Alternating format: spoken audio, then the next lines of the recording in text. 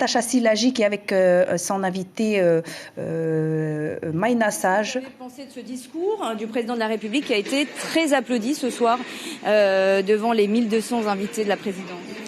Je crois que c'est un discours à l'image du président avec qui on a pu partager des moments très forts ces 3 derniers jours, que ce soit aux Marquises, que ce soit au Tuamotu, que ce soit à Moorea. Je pense que c'est un discours de vérité, c'est un discours engageant, c'est un discours aussi qui reconnaît à la fois ce que nous sommes en tant que Polynésiens, et moi c'est ce que j'ai beaucoup apprécié pendant toute cette durée. Je crois qu'il a saisi aussi avec ce qui se passe aux Marquises l'intensité en fait de cette culture qu'on vit au quotidien ici en Polynésie, qui fait partie d'un tout.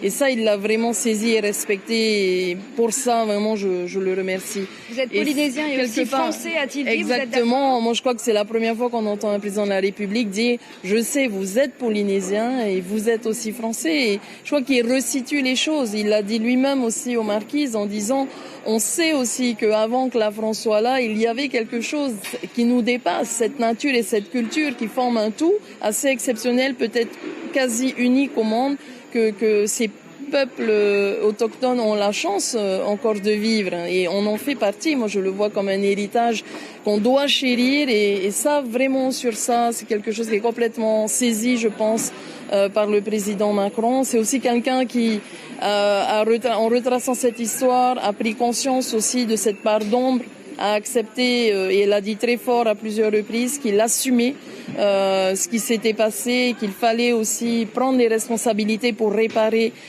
dignement. Pas de pardon en revanche, mais il assume. C'est vrai. C'était encore un débat. Peut-être que un jour cela viendra. Moi, je crois que chaque chose en son temps aussi. Mais en tout cas, il a eu des paroles très très fortes et puis surtout des engagements très forts. Quand il dit oui, on a amélioré la loi. Quand je suis arrivée en 2017, on en était là. C'est vrai qu'on avait fait sauter le risque négligeable. Il voit bien que dans les chiffres, on a progressé, mais il l'a dit aussi ce soir, c'est toujours pas satisfaisant.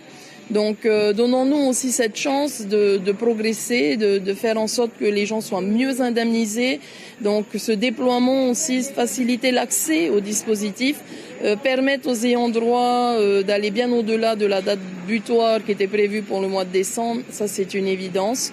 Nous, on continuera aussi à pousser en ce sens de façon à ce que, si vous voulez, la réparation soit vraiment à la hauteur du préjudice. Et ça, je pense qu'il a conscience que pour l'instant, ce n'est pas encore tout à fait le cas. Voilà, donc c'est un ensemble de sujets qui ont été abordés ce soir, mais aussi de solutions. Et toujours dans ce respect de notre autonomie, d'arriver à le faire ensemble, État, pays et aussi les communes, bien évidemment. Merci beaucoup, Maïna Sage, d'avoir commenté ce discours ce soir. Un discours, évidemment,